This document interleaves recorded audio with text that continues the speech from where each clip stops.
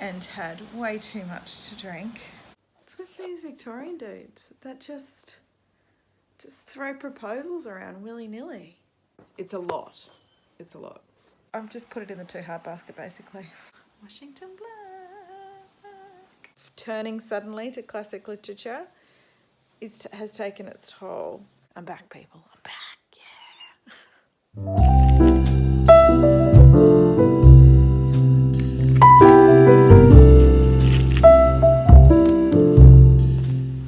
Hi. It's Monday, the second week of Victober. And it's 2 in the afternoon and I've done no reading for the day. And the reason for that is because I took my Australian responsibilities very seriously and had way too much to drink and watched Bathurst with a fever. So it's been a slow morning. Another reason why I haven't picked up a book is because today is the first day of school and I was supposed to have no children at home. But my son picked up something from dirty roller skates and can't go to school because it's contagious. So, nothing goes to plan. I will talk to you again when I've actually had I just got back from the library and my reservation was in The Alienist by Kelka. This is for the historical fictionistas Goodreads group that I'm part of, and this is the first month that I've committed to reading a book for that group because I saw this and thought I'd love it. It's set in New York City in 1896 and The Alienist is I guess what they called a criminal psychologist back then, and they're trying to find a serial killer. It just seems like the pacey thing that I'm looking for right now, but I've got Kim on the go and Wives and Daughters, and I'm not too good at reading multiple books, but this is really appealing to me. There's something to snuggle up with. Oh, too many books. I feel like every time I've gotten on the camera over the last week, I've said it's a write-off day. I'm there again. It's a write-off day. I just finished reading some more of Kim. I'm 100 pages in or something. It's a confusing one. It takes a lot of concentration, but I am persisting in the hope that everything starts to come together. We will see. That's all I've read today. It's probably 30 pages. I'm going to climb into bed now and read some Wives and Daughters and get caught up on that. But I really would like to spend the day tomorrow reading. So we will see how we go. But yeah, we haven't started out the week on the best of marks. So be it. I'll talk to you tomorrow.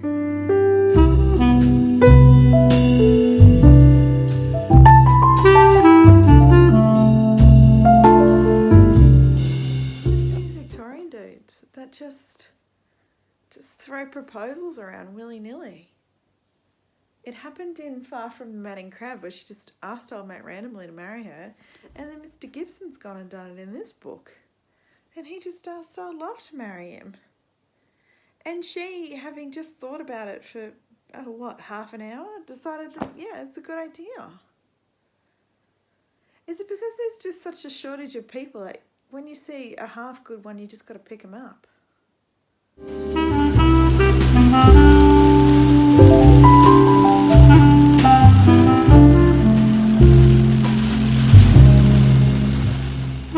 did it.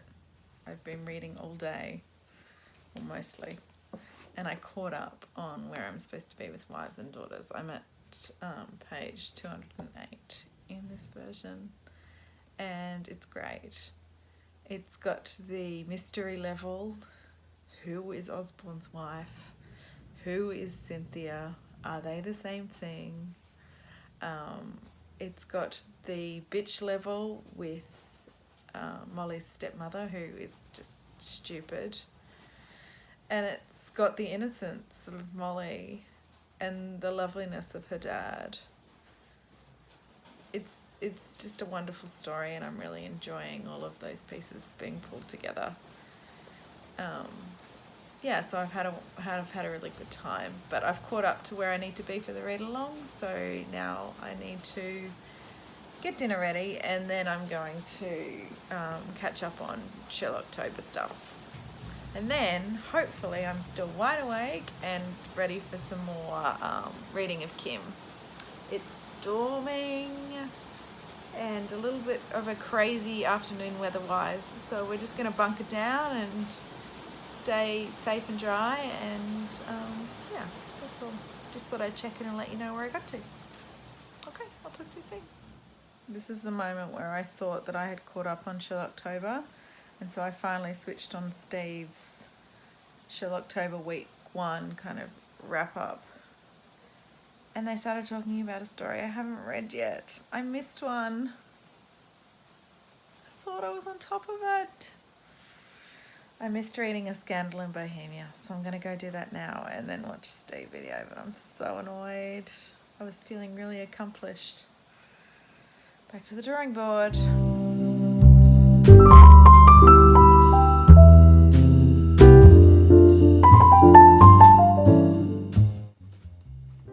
Check out our community chest thing for the Australian Monopoly. We're selling caravans. I didn't realise that was an Aussie thing to do. Good morning. It's Wednesday morning, and this is where I'm at with my reading. I'm reading this guy. Or should I say I'm trying to read this guy? It's cool, but it's a task. It's not enjoyable for me at the moment. I'm only 100 pages in, but the constant referencing to the notes is sending me a little batty, and it's kind of something I really have to be in a serious reading mood for, because it's a lot. It's a lot. I am now 3 short stories behind in October, so I need to read those, and I'm really enjoying having these to spring to for an easy, fun little moment of 20 pages or so. And I am adoring this book. I have 2 chapters to read today to be up to date, but I don't know whether I'm going to read ahead, because this is such a wonderful book. I'm loving it. So I've got my 2 little tasks that I need to do every day in Wives and Daughters and Sherlock Holmes. I don't normally multitask. I don't normally multi-read. Is that the word? I don't normally read more than 1 book at a time.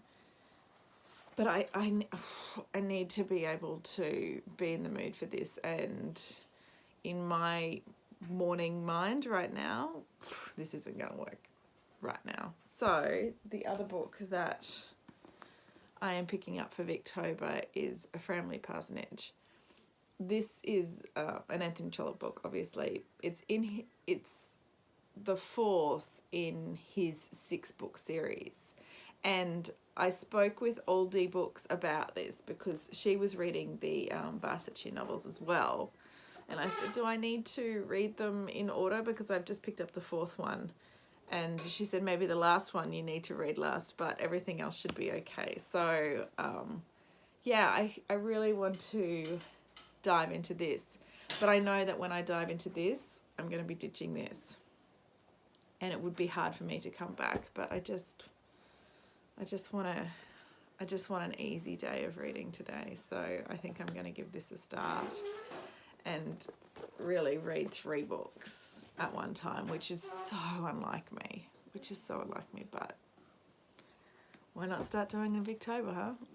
Okay, that's where I'm at. I'm going to sit with my little boy now and spend the morning obviously playing games and drinking tea, and I will update you when I get stuck into my reading again. So good morning. I just finished my 2 chapters of Wives and Daughters, and this is what I have to say. Mrs. Gibson is horrid, and I don't like her at all. And she's pretentious, and she's a horrible mother, and I don't like her. I always thought there might have been something wrong with Cynthia. I just read the chapter where Cynthia arrives back. Because Mrs. Gibson kept her away from the wedding and didn't want her to come home. But now I see that the problem isn't with Cynthia, it's with that horrible Mrs. Gibson, who now rules the beautiful house of Molly and Mr. Gibson, and I'm so sad that she's there. I think they are too. But I'm so happy that Molly now has someone that sticks up for her and helps her with Mrs. Gibson, rather than poor Molly having to run to her room and cry all the time. I'm not sure whether my prediction about Cynthia and Osborne being married is going to come true, but there's something going on. Something not quite right there. And Cynthia might turn out to prove me wrong, but right now I'm glad that she's home, and I'm glad that she's showing up Mrs. Gibson to be the bitch that she really is. There's my thoughts. It's taking everything to not read on, but I'm not going to. I'm going to move on to my Sherlock Holmes stories for the day. Oh, I love this book. Today's an amazing day. I finally got my reading vlog for week 1 for last week uploaded after over 24 hours of uploading time and processing time. Australian internet is shit. But it's up. So if you watch it, I hope you like it. It makes me happy doing this. That's all I need. I'm going to ditch Kim. I haven't read all day because I've been dreading picking that book up, which is not a good space to be in. So I've decided tonight I'm going to ditch it. I'm going to start Family Parsonage and get on reading, and then maybe this will give me some momentum to get back to Kim. But I'm just enjoying the crazy proposals and the dodgy romances, and Kim's given me none of that. I've just put it in the too hard basket basically. So I'm going to have a cuppa and open this one up. My first Anthony Trollope. I hope it lives up to all the hype. Talk soon.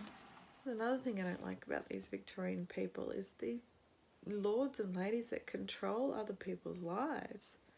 In Wives and Daughters, it's Lady Cumnor, and in here it's Lady Lufton, and she's just determining who the school teacher is and when people will be, visiting her. And when Old Love tries to put up and say, I've got to be home for the kids, she's like, no, bring the kids along, I'll get the nurse, this is done, you must come to my house on these days. I mean, honestly, chill out. She'll come when she wants.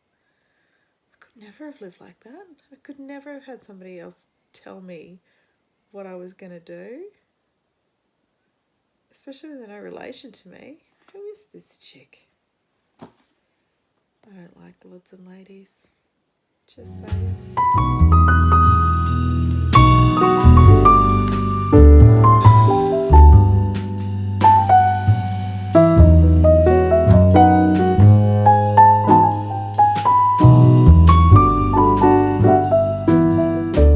Someone told me about this thing yesterday, and for a morning routine, 20-20-20. So you wake up and you do 20 minutes of stretching and yoga, and then you do 20 minutes of journaling, and then you do 20 minutes of learning. And I was going to put on a podcast, but I've got a little man racing around, so it's hard to just sit and listen to something. So I thought I'd read my book, and I've learnt something. So I'm taking this as my 20 minutes of learning. I learned what a sexton is, what a curate is. I learned all of these levels of church employees that I had no idea about. I didn't know what a sexton was, and I didn't know what a curate was, and I didn't know how the vicar and the curate and the sexton all work together. And Family Parsonage is teaching me all of this. See, my 20 minutes of learning. Check.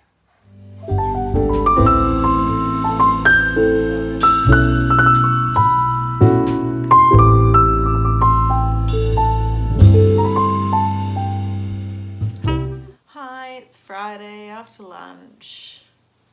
No reading updates. I just have not done any reading. It's been that silly around here. Just went out to the most amazing restaurant in my town for lunch. It's a delicious Asian, had a gorgeous green curry. It just, yeah, I'm really satisfied and happy. Just my husband and I, so that was really nice. And even better, we stopped in the post office and I got in my hands Washington Black. I cannot wait to dig into this. I'm so excited. And also Nevermore came for my son, which I'll have to hide somewhere as a Christmas present. I can't wait till he gets a chance to read this as well. So yeah, Thursday afternoon, Friday morning have been duds for reading, and now I'm preparing dessert because we're going to a friend's for dinner. So no reading done again. I'll have had too much wine again. I'll update you when something more exciting happens. I should have taken you to lunch, I'm sorry. Next time. Okay, I'll talk to you soon.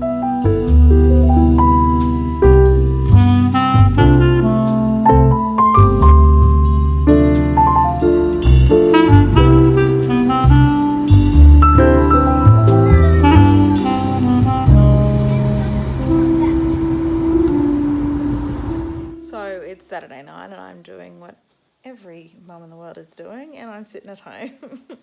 My husband is at our nephew's Bucks party, so he's away for the weekend. So the boys and I have spent the day out and about, and we've just been lounging around this afternoon.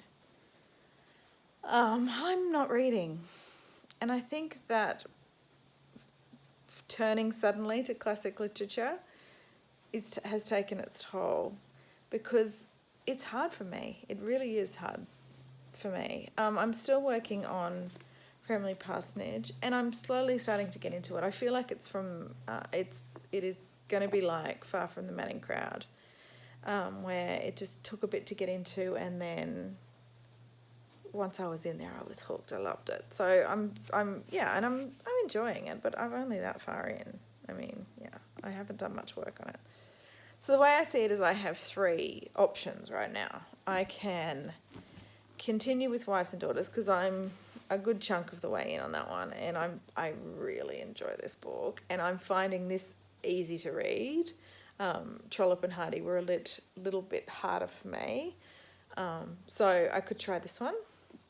I could read my short stories for October, which I haven't done any of this past week, so there's 5 short stories to read there, and I do love these, and they're good little snippets. Or I could pick up something that I put on my TBR for this month just in case, and it's The Standing Chandelier by Lana Shriver. This is just a little novella, and I kind of put this on as a backup plan in case I got to the point where I am right now, which is probably just needing to cruise through something and knock over a book, because this is short and sweet, and I really hope will be a lot easier to read than the others. So I'm just in a spot. So it's Saturday night, the kids are in bed. I'm going to get ready for bed now and make one of these choices, and I will let you know what I decided to do in the morning. Raging Saturday night. Okay, I'll talk to you then. Good night. So I decided to start this for an easier read. The sentences in here are longer than any sentence in those classics books. I've never read Lionel Shriver before. She's not easy. Well, the start of this isn't easy, let me tell you. Gillian could remain perfectly still with her mouth zipped, and Estelle Pettiford, a fellow crafts counsellor at the Maryland summer camp, where Gillian worked for a couple of seasons, whose idea of compelling recreation for 15-year-olds was making Christmas trees out of phone books in July, would still have hated her, and the girl would have kept hating her even if this object of odium didn't move a muscle or utter syllable through to the end of time. That's one sentence. What the fuck? Easier. It's supposed to be easy, short and sweet. I'm going to keep going. Good morning. It's Sunday morning and I did it. I punched out The Standing Chandelier by Lionel Shriver. It's just a little short one. I needed it to get my mojo back. I've got my mojo back. It worked. I gave this book 4 stars. I enjoyed it. It was thought-provoking. It was about a platonic friendship between a man and a woman that had to be put to an end because the man got married and the wife was an insecure bitch. Pretty much.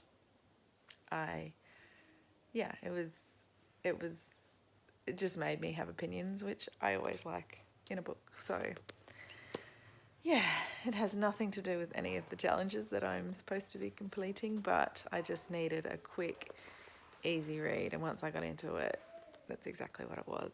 So, yeah, now I am going to finally get out of bed and do what I should be doing on a Sunday.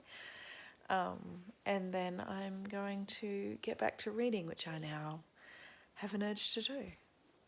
Exciting. I'm back, people. I'm back, yeah. So I've been thinking more about The Standing Chandelier and I had to come to a quiet place to talk about it. This book just isn't about a bitch wife. This is about society and how society traps us into thinking of how things should be. So the friend didn't live a normal life. She didn't strive for a career. She didn't want to get married and have kids. She didn't have the need to own her house. Yet she lived a very happy life. She had enough money for what she needed. She explored art because it made her fulfilled creatively.